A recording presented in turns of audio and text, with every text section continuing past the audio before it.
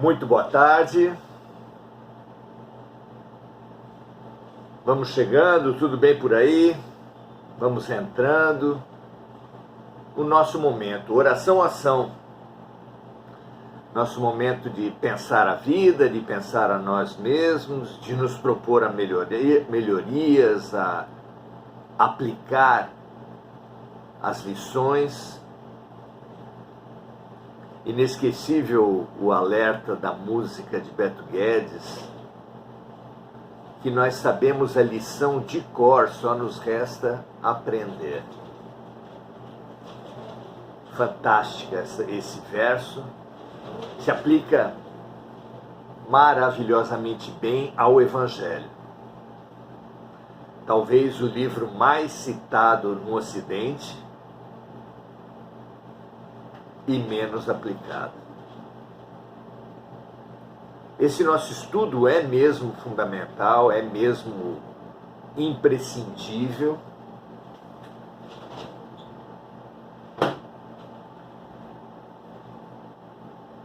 Nos ajuda demais a nos situar em meio às tempestades.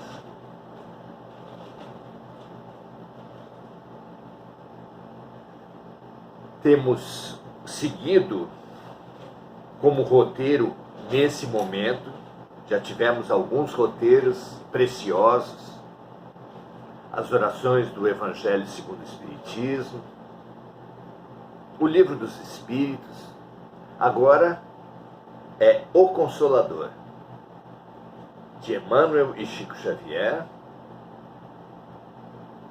livro que se propõe a uma revisão do conhecimento humano, no seu tríplice aspecto, ciência, filosofia e religião, a partir do ponto de vista e da revelação espiritual.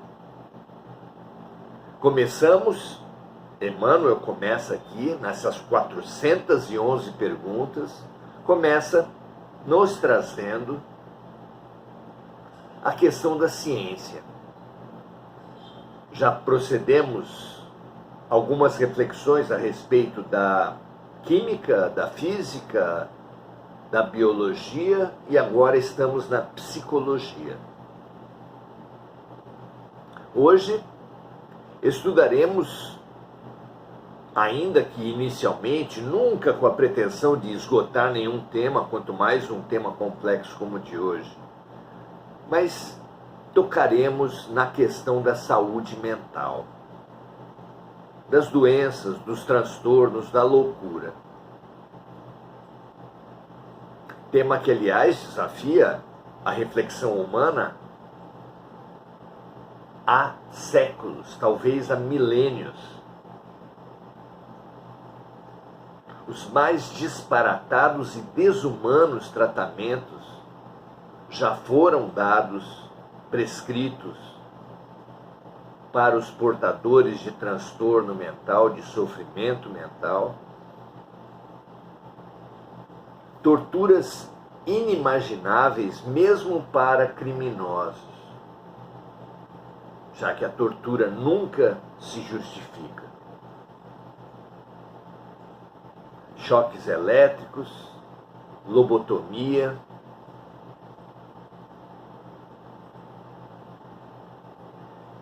dopagem, excessiva, intoxicante, aprisionamento físico para muito além do necessário, manicômios em péssimas condições de higiene, de cuidados, manicômios que foram mesmo comparáveis a campos de concentração, onde dezenas de milhares de mortes aconteceram, como em Minas Gerais, se não me engano, Barbacena, vem sendo aos poucos, infelizmente muito aos poucos, substituídos por unidades de tratamento de hospital dia,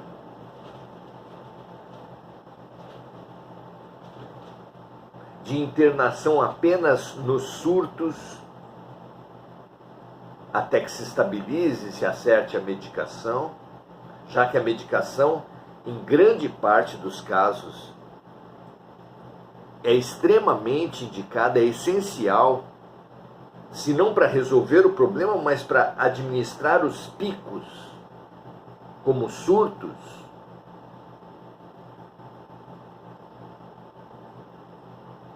As mudanças vêm ocorrendo, ainda que devessem ser mais constantes, sólidas e estruturadas, mas vêm ocorrendo.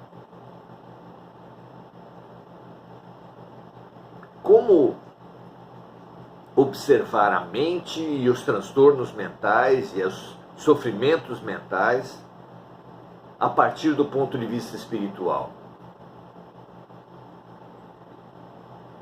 Os espíritos revelaram para Kardec como origem dos sofrimentos o passado,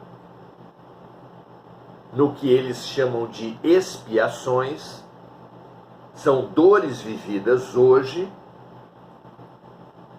como consequência de equívocos cometidos no passado, nessa ou em outras vidas, expiações, provas que são as dores que têm como referência o futuro, que preparam o ser para um futuro,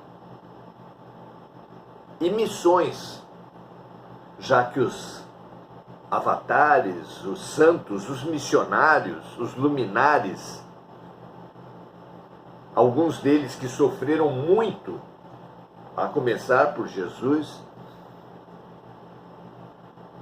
nada estavam espiando, nada estavam se provando, apenas era um instrumento essencial para o seu ensinamento, para a sua missão.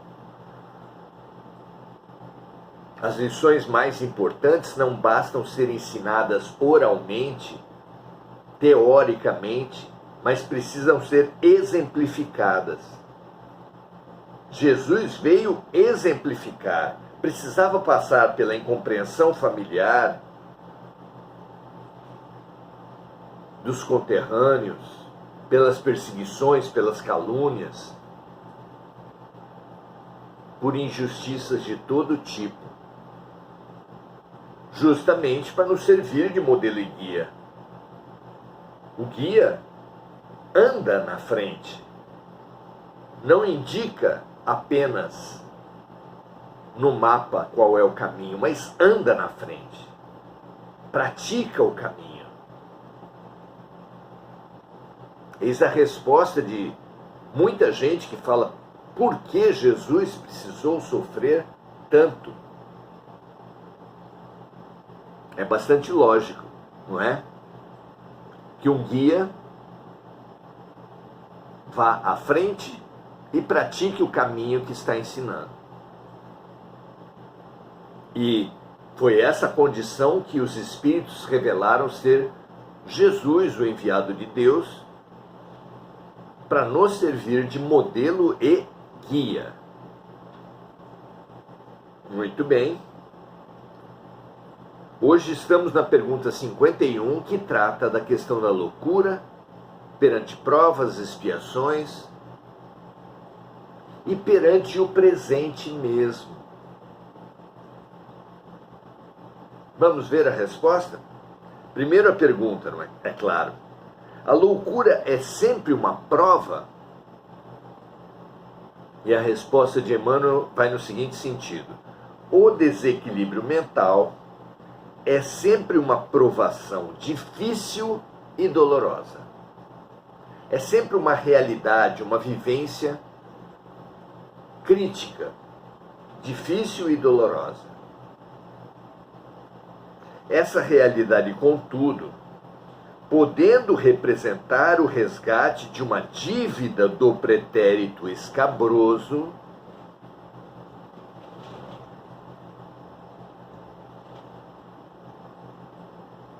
que às vezes vem com sintomas mais suaves, mas desde o início da reencarnação, às vezes se manifesta perante um gatilho mental, uma situação que como que chama do inconsciente a desarmonia, o desequilíbrio já vivenciado em outras vidas.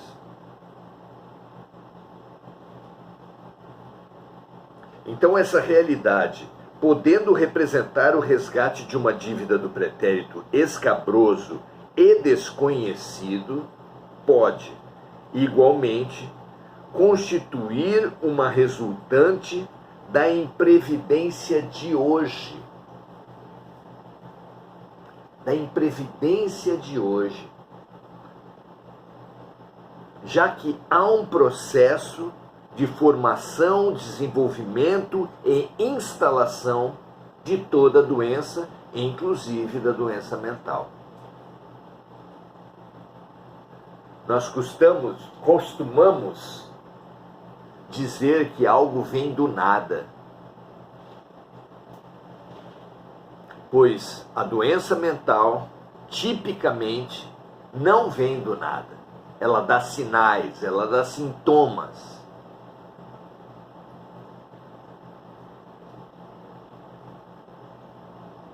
Justamente por isso é que precisamos todos nos informar sobre os meandros da mente. Todos nós precisamos conhecer algo ou muito da psicologia, da psicanálise,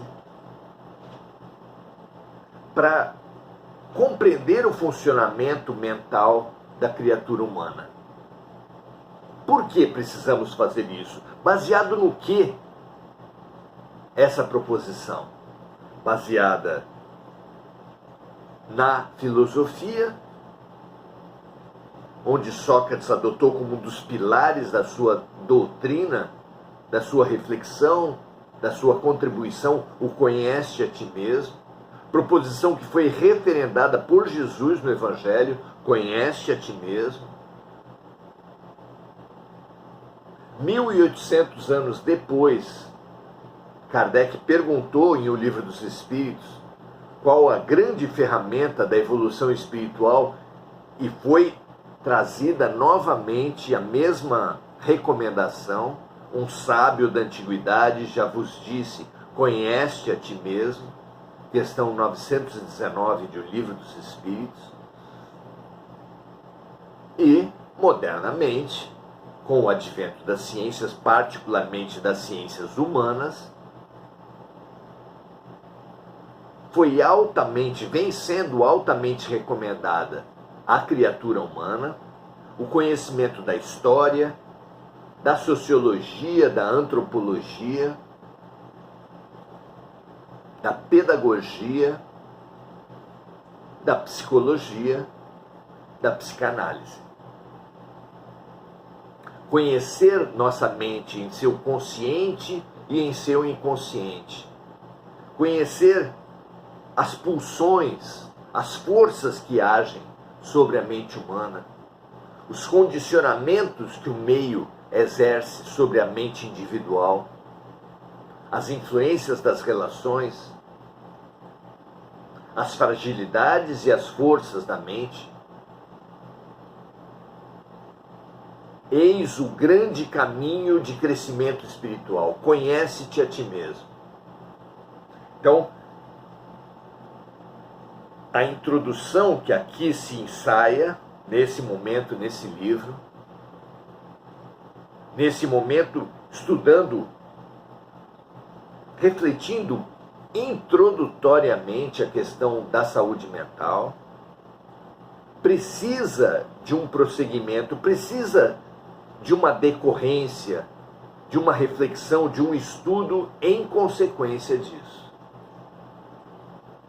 Aqui, Emmanuel disse que o desequilíbrio mental é sempre doloroso e difícil, que podendo representar um resgate de uma dívida do pretérito escabroso e desconhecido, ou seja, dessa vida ou de outras, estando na nossa memória consciente ou apenas no nosso inconsciente.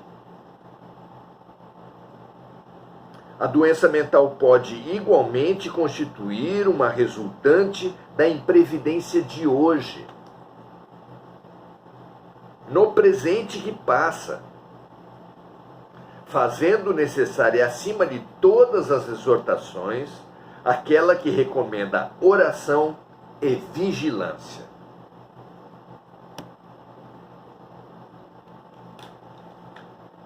Vejamos, estudemos um pouco a respeito dessa exortação de Jesus e da coincidência, digamos assim, não há acaso, não há coincidência, mas da convergência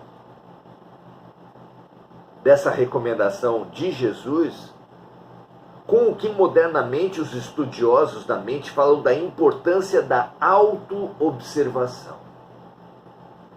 Que todos nós precisamos desenvolver a capacidade de nos observar, de perceber antes de uma situação o nosso estado mental, das repercussões da própria situação em nosso estado mental, aprender com a situação vivida e nos fortalecer. Tudo isso faz parte, exige uma autoobservação.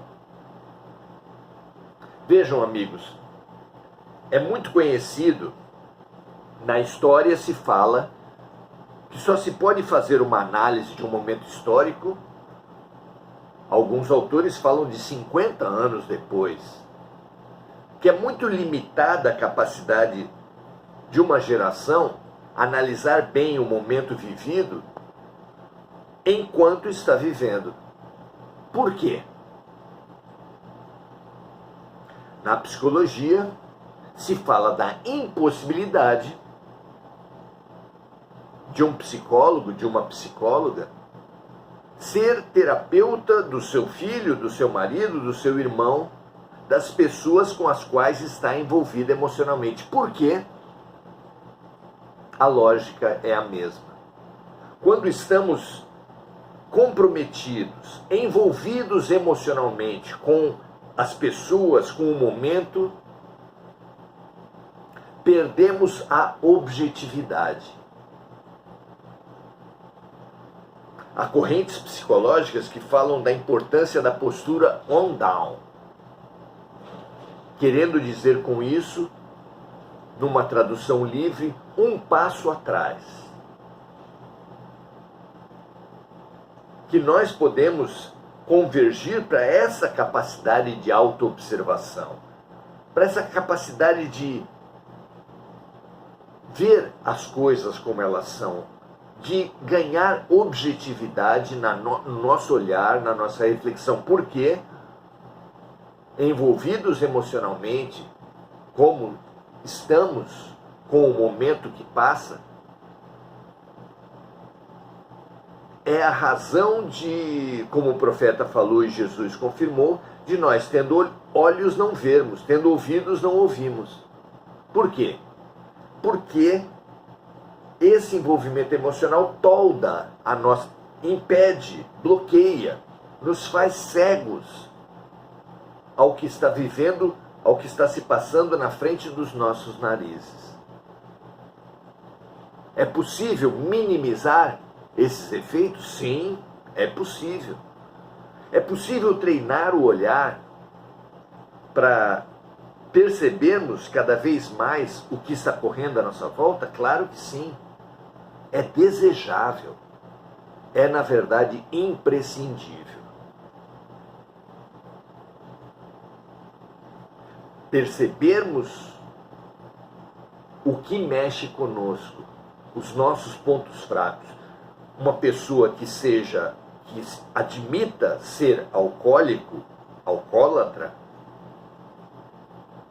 se frequentar qualquer ambiente onde haja o oferecimento de bebida alcoólica, se ele conhece a si mesmo, se ele entende, ele vai precavido, ele vai com uma autoobservação clara.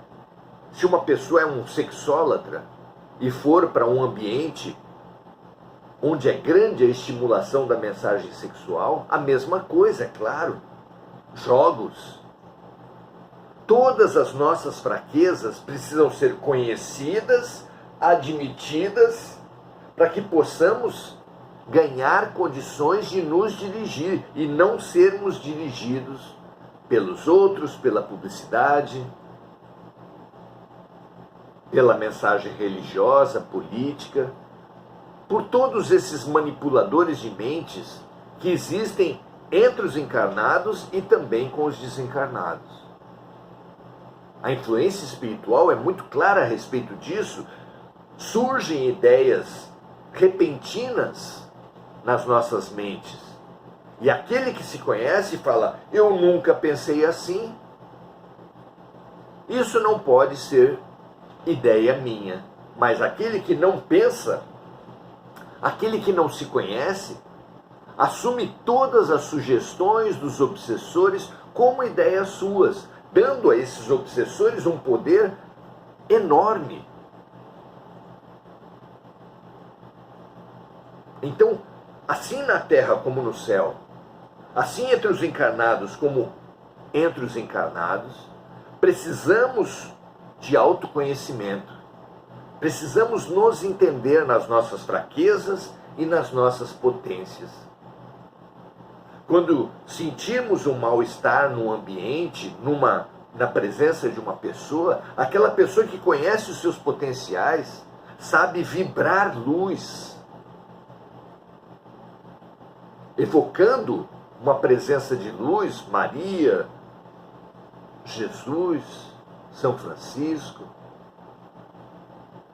Buda, Mahatma Gandhi, Teresa de Calcutá.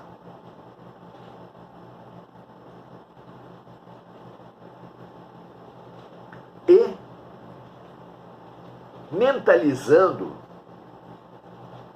o sol, as matas, uma cachoeira, mentalizando suas próprias células do corpo espiritual e do corpo físico, gerando luz, fazendo brilhar a nossa luz. É uma fabulosa ferramenta de defesa espiritual, mas apenas para quem se conhece se faz assim, capaz de reconhecer as influências como estranhas, como perniciosas, e reagir, vigiar e orar. A oração não é proferir um conjunto de palavras decoradas. Oração é tudo aquilo que eleva o seu padrão vibracional e, assim elevando, afasta, neutraliza as sombras, as frequências de dominação que tão frequentemente nos atingem. Vigiar e orar é definitivamente uma fabulosa receita de Jesus. Sintética e muito clara, muito útil, desde que compreendida, desde que expandida essa vigilância, não para nos punir, mas para nos acompanhar, para detectar como o sistema de segurança de uma empresa, de uma casa, para nos dar um alarme quando alguém tentar pular o muro e invadir. E então usarmos nossas armas, que são basicamente essas capacidades, essas técnicas de gerar luz, de melhorar a vibração, de pedir ajuda, que nós precisamos urgentemente ter um verdadeiro arsenal. Nos nossos celulares deve haver músicas inspiradoras, imagens que melhorem nossa vibração. É imprescindível que nós tenhamos um verdadeiro arsenal. Filmes, se você gosta de animais, você deve ter à sua disposição filmes que Coloque um sorriso no seu rosto, de crianças, de animais, de natureza. Abrace uma árvore. Tenha por prática diária o contato com a natureza. Uma boa leitura, a boa música. E o evitar o contato com situações, com filmes, com livros, músicas, que ao contrário baixem a sua vibração.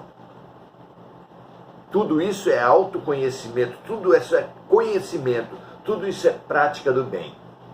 Os nossos 3 pilares que nós repetidamente temos trazido como recomendação para vocês e para mim. Conheçamos-nos, conheçamos o mundo, aprendamos a fazer a leitura dos ambientes e das situações. Conheçamos as influências dos manipuladores de mente, encarnados e desencarnados. E aprendamos a fazer brilhar nossa luz, a gerar o bem, a realizar essa potência de luz que todos trazemos em nossos espíritos. Que assim seja, que essa ferramenta seja sempre usada, seja sempre exercitada para no momento certo poder efetivamente nos dar segurança espiritual, equilíbrio, saúde mental. Vamos saudar os amigos, Enir Cajazeira, dando as graças a Deus. Andréa Santos, lembrando de diversos amigos, nós sugerimos que, como Andréa, vocês lembrem de amigos, compartilhem esse vídeo. Eu tenho certeza que ele pode ser muito útil. Se você também tiver essa certeza, espalhe para ajudar muitas pessoas que estão se desequilibrando exatamente por invigilância. Mari Pereira dando seu boa noite. Mônica Silva, lembrando de amigos encarnados, desencarnados, das vítimas das guerras e dos desastres climáticos, dando também o seu boa noite, assim como Enir Cajazeira, Eliane Laura e Andréa Salvatore. Enir Cajazeira, lembrando da saúde do seu filho, a quem nós emitimos nossa luz, assim como compartilhamos o melhor de nós e o melhor que recebemos do alto nesse momento, com todos aqueles que estão nos corações, de todos aqueles que nos assistem ao vivo e em gravação. Sejamos um vulcão de luz, confiemos, aprendamos, pratiquemos o bem desde já. Imaginando toda essa luz aqui gerada, vinda da natureza, passando pelo melhor de nós e se amplificando e explodindo em luz pela ação de Deus. Acolhendo, protegendo, limpando, nutrindo toda a humanidade, todo o reino animal, vegetal, mineral, todo o universo. Graças a Deus. Muito obrigado pela presença de todos. E amanhã retomamos nossos estudos tão importantes, tão essenciais para o momento vivido. E não se esqueçam da grande receita de Jesus. Vigiai e orai para não cairdes em tentação. Porque o espírito está pronto, mas a carne é fraca. Fortaleçamo-nos no amor e na luz. Até a próxima.